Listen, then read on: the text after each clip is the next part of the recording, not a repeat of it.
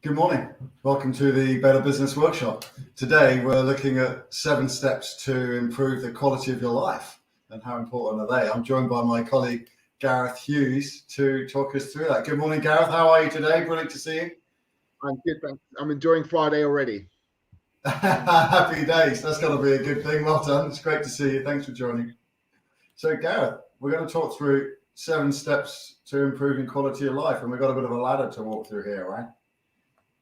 Yeah, I love this because it really is step by step, and right at the bottom there, you've got quality of mentor or teacher. People underestimate how important mentors and teachers are, and they can either make or break you in a subject, and then ultimately life, right? And I remember I had a maths teacher who we were doing fractions, I think. And there's something when you're dividing fractions, you turn the one of them upside down and then you multiply them. I'm pretty sure I've got that right, but as a testament to this teacher, I might not have got that right. But one of the girls in the class said, oh, I just don't get it. Why does it equal 15? And I think the equation was 3 times 5 equals 15 or whatever. And she said, I just don't get it. Why does that get to 15? And he went, well, because 3 times 5 is 15. And she went, I'm sorry. It might be me, but I'm still not getting it. And he just went, because 3 times 5 is 15. He just shouted what he had just said, right? And yeah, I'll never forget that, because at that moment, it completely turned me off maths. Yeah. Because there was a teacher who had the ability to unlock the language of maths, and he just wasn't doing it. And that's what teachers should do, or mentors, whatever you've come to them with. They shouldn't do the work for you, absolutely not. But they should unlock the language. Hopefully, that's what you and I do, Mark. Yeah, absolutely. Hopefully, we kind of unlock the language of business, right? So, if you've got a great teacher, what's the next level? Teachers should give you what? Yeah, I mean, it's pretty obvious, but if you've got a great teacher, you're going to enjoy learning about that subject. And not only that, you're gonna immerse yourself in that subject. And then comes the quality of the knowledge and the education. And it's a bit like, if you went to a mechanic with your car, and that they will tell you what's wrong with it and maybe how to fix it, right? But if you go to the person who actually designed that engine, you'll get a much deeper level of knowledge, right?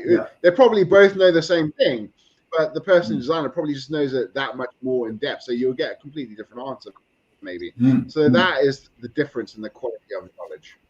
Yeah, absolutely. If we're not learning, we're going backwards, right? Because everybody else around us is learning. So, look, we've got a great teacher who's giving us some great knowledge. What are we going to do with that knowledge?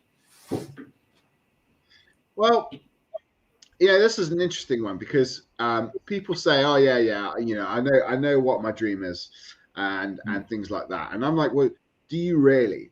Right? And let's just say, somebody's dream is to own a helicopter. Okay. So what I do and what you do as well, we come in and go, okay, that's great. Like, what color is the helicopter? What's the registration of the helicopter? Who's flying the helicopter? Where are you flying to in the helicopter? Why that helicopter? Right. And most importantly, when do you want that helicopter by? When do you want that helicopter to happen? Right. And that's what people forget, is they forget to attach emotions to their beliefs and their dreams. And that's where the magic happens, right? And if you're just seeing it, there's an NLP technique. If you're just seeing it as a movie screen, if you're just seeing your dreams as a movie screen, that's not good enough. It needs to be like surround you. You need to be in the screen, if that makes sense. Yeah, absolutely. So, look, if we're really clear on our beliefs and our dreams, then the next step is, what's the quality of the questions we're asking to get there, right? Yeah, absolutely. And this is, I think we were on a call earlier this weekend when this came up, and it's so hard as a business owner to know everything, right? You almost like have to appear that you're an expert in sales, you're an expert in marketing, you're an expert in finance, you're expert in everything, and that's not the case, right? you don't have to be an expert in everything. You can be a generalist. But do you need to know enough? Do you need to know enough about your accounts to prepare your accounts? No, that's why you've got an accountant, right? Correct. But do you need to know enough about finances to ask the right questions of your accountant? Yes, absolutely. And you don't need to do all your marketing yourself, but do you need to know the right questions to ask? And then once you start doing that to other people, you start to do it to yourself. And that leads on to the next ladder, the next rung of the ladder. Good. All right. So we're asking great questions. The next thing is, what do we do with that information? Yeah. It's like the sausage factory, isn't it? If you put quality in, you'll get quality out. And that's what asking quality questions does. It makes your decisions that much better. Because you're able to get to the crux of you're able to analyze correctly, right? And get to the crux of a problem or situation or whatever. So asking great questions leads to great decisions. Brilliant. So we can make great. Here comes the sharp end of the pointy end of this slide, right? So we're making great decisions. But the only thing that counts is what you do next, right? Yeah, absolutely. And if you're not making great decisions, then you're not taking the right action. But with those decisions, again, because you've been able to identify the actual source of the problem or the source of the situation or anything like that, you can choose the right actions. And a quick story, if I may, right? In 1902 in Hanoi, they had a massive rat problem. Okay, and the city was just overrun with rats.